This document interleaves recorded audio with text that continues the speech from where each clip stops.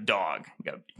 That's the thing about us here at the play sheet. We're dogs. We attack. I'm a dog. I like to attack. I like that he likes to attack too. Woof. The opening script. You don't have to be scared of them. They're just numbers. They're not going to hurt you. It's October in the NFL, which means coaches are making fourth down decisions, they're making two-point attempt decisions, and we as a football-consuming public are getting upset about it. But when we complain about analytics, we're not really complaining about like numbers and percentages. We're complaining about something surprising happening, something that broke our expectation for what typically occurs on a football field. Take Raiders head coach Josh McDaniels, down by 7, huge Devontae Adams touchdown, 1-point game, and he elects to go for 2. That is surprising. And because it's surprising, we say, okay, analytics did that because analytics is a new thing that's going on, and that's also a new thing that's going on. We hate it. Analytics are evil. But that decision wasn't analytics. It was McDaniel's gut. He said so himself. We gave ourselves an opportunity to take the lead there and then maybe put a little extra pressure on them when they had the ball. Nothing more, nothing less. Not analytics. Just trying to be aggressive, trying to win the game. I know it was 4.5, whatever the time was, but our team felt good about it and just felt like it was the right call at the right time. McDaniels is clear in how he talked about it on Monday. He talked about it again on Tuesday, that there is not an analytics portion to this decision. This was gut. This was aggression. That term aggression is important because an increased use of analytics has led to more aggressive decisions. And so when coaches make positive analytics decisions that maximize their win probabilities, models tell them, hey, if you go for 2 here, you are more likely to win the game. Players who have always been in football locker rooms, who have always heard coaches talk about we need to be aggressive, win the game, dominate, they cash those decisions. They translate those decisions as increased aggression. Let's take another example. Week 4, Ravens-Bills, tie ball game. Ravens have the ball, 4th and goal from the Bills 2, and John Harbaugh elects to go for it. Listen to Harbaugh explain the decision to go for it on 4th and goal. I felt like it gave us the best chance to win the game. Hindsight, you could take the points, but if you look at it analytically, I understand why we did it. So Harbaugh, analytically, it makes more sense to go for 7. It gives us a better chance to win the game. Maximize your win probability. Now listen to Ravens tight end Mark Andrews comment on the exact same decision. I'm a dog. I like to attack. I like that he likes to attack too. Woof. So coaches talk about analytics and it's still even understood as aggression, which is why the opposite of aggression, passivity, is how we have to understand these bad decisions that decrease win probability, like Andy Reid punting the football late in the game against the Raiders. See, everybody talks about McDaniels because it was surprising, and they blame analytics even though it wasn't analytics. When Andy Reid punted on 4th and 3 in the ensuing drive, giving the ball back to the Raiders, who were down 1 and would have a chance to win the game with a field goal, nobody batted an eye. That's because we expect coaches to make those passive defensive decisions, even when by win probability, that was a clear go situation for Andy Reid and the Chiefs. Go for him 4th and 3, pick up 4 yards, win the game, done and dusted, right there. So we as a football-consuming public don't like change, and we view analytics as change, and because humans have never liked change for forever and ever and ever, we get upset about analytics. But that's a straw man. Analytics is updating our understanding of how to win football games. It is talking about maximizing win probability. Win the game, all we've ever wanted our teams to do for 100 years. But in order to accept that analytics is right and that we have to go for it on 4th down more and go for 2-point conversions more and so on and so forth, we have to admit that previously we've been wrong. As coaches and as a football-consuming public who expects what coaches are going to do, we've been incorrect. Our understanding of the game requires updating. That means we have to admit we were wrong and be humble, which sucks. Nobody likes to do that. It's much easier to sit on your couch and blame analytics for everything that goes wrong in every game that every team loses. It's not the case. Analytics isn't ruining football. It's making it better. And we're going to have to accept that over time. The data is one thing. How the decision-making process works, from the nerds in the booth to the head coach, is another. And for that, we're going to the correspondence. Previous guy on the headset for the Ravens, previous guy on the headset for the Dolphins, current principal football analytics consultant for Sumer Sports, Sean Clement. What's up, Sean? You're giving me maybe a little bit more credit than I deserve. I was not the guy on the headset. The guy near the guy. Next to the guy in the booth that the camera occasionally goes on to. We talked a little bit in the beginning of the show, the Ravens Week 4 decision against the Bills. Obviously, you in the booth are already thinking on 2nd and goal and 3rd and goal, okay, what if we get to 4th and goal? On 2nd down and 3rd down, what's the work process like? One of the things that I think a lot of people don't realize, you can't have your laptop with a model running in the booth. And so there's so much preparatory work that has to happen in the week leading up to a game, because you make these printouts, as much information as you can stuff on the printout for all these like go or no go decisions. You're absolutely right that like you get down to that goal line situation and you are already making a note in the play caller's ear or in the head coach's ear. There's usually kind of a break-even point, right? Like there's a spot for this down and distance for these critical moments where you estimate it's about a 50-50 shot. Let's say that for that situation with the Bills, the Ravens and the Bills, the 50-50 shot is probably 4th and 3, right? Okay. Where it's like, it's a coin flip. Maybe it's 4th and 3.5, depending on how your models are calibrated. And so the series starts and you tell coach like, hey, the break-even point's 4th and 3.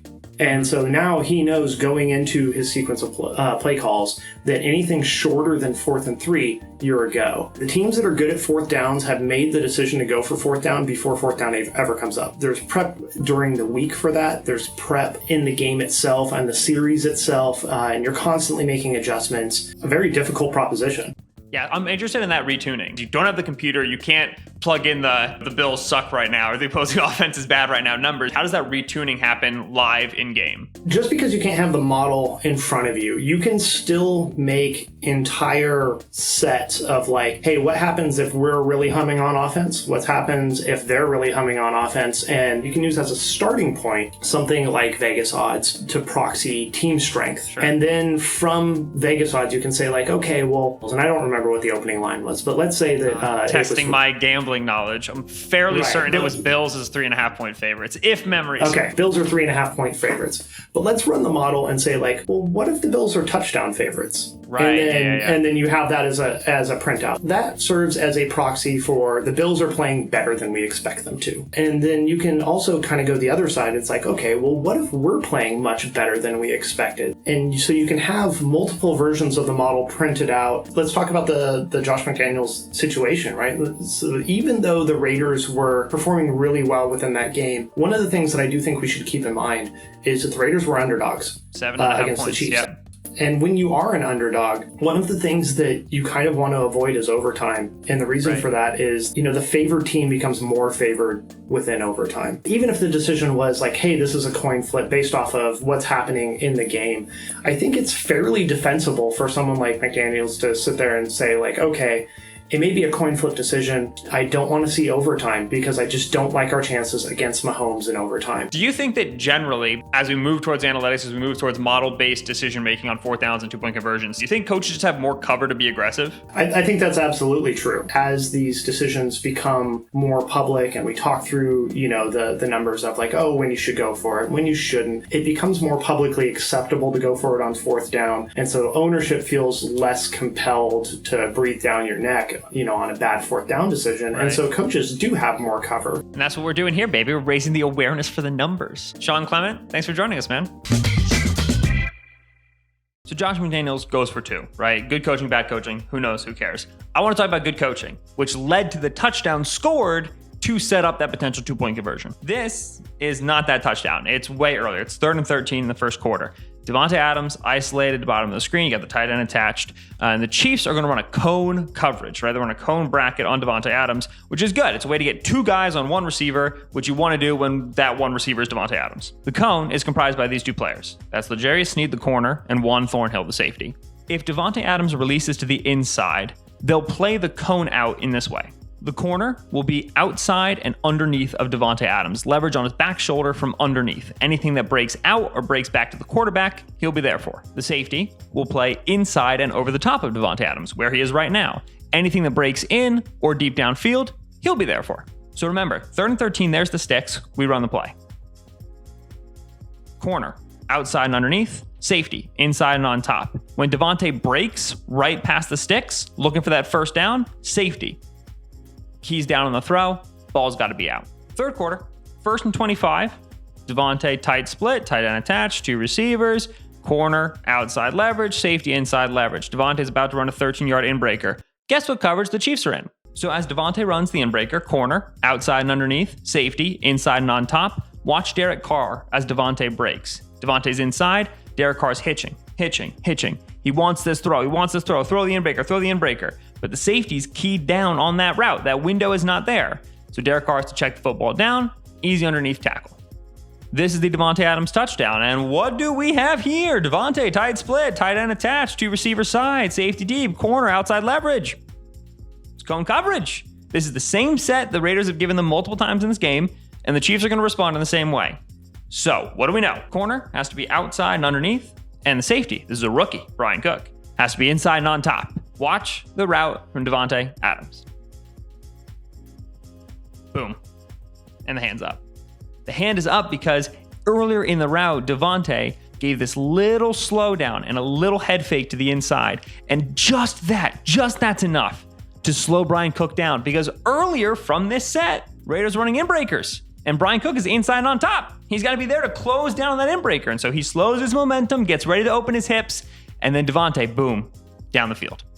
Enough speed to get on top of Brian Cook, throw the hand up, make sure you stack him, get between him and the ball, contested catch, beautiful throw. 6 points for the Raiders. That's good coaching. Give them the same set, expect the same coverage, run a beater, score 6. Buccaneers quarterback / Cybertronic robot Tom Brady was asked about all the teams currently 2-2, and this was his answer. Do you think, Tom, in all your years, there's even more parity now? There's a lot of teams that are 2-2. I think there's a lot of bad football from what I watch. I watch a lot of bad football, a lot of poor quality of football. That's what I see. Poor quality of football. That's what Tom sees. Okay, interesting. Here we go. When Brady was asked about these 2-2 teams and said bad football, what was his record? 2-2. 6-point win against the Falcons incoming, gifted by the referees. Interesting. Okay, take a look at some offensive performance. Bad football. What's this? EPA per play on offense. 19th. Tampa Bay Buccaneers. That's interesting. And the Packers lost. What's this? Here we go. What's this? Down 2, 2-point conversion attempt. Play clock 0. Ball not snapped. Delay of game on potential game time play. It's bad execution. It's bad football. The call is coming from inside the house, Thomas. The bad football is you. Thanks for watching. Thanks for preaching the gospel of analytics and not being afraid of big, bad, scary numbers. Thank you for subscribing to the Ringer YouTube channel, giving us some numbers by liking and by watching all of our other videos. And by watching this video next week, because we do them every week and they're a good time and you should come hang out. And thank you for watching.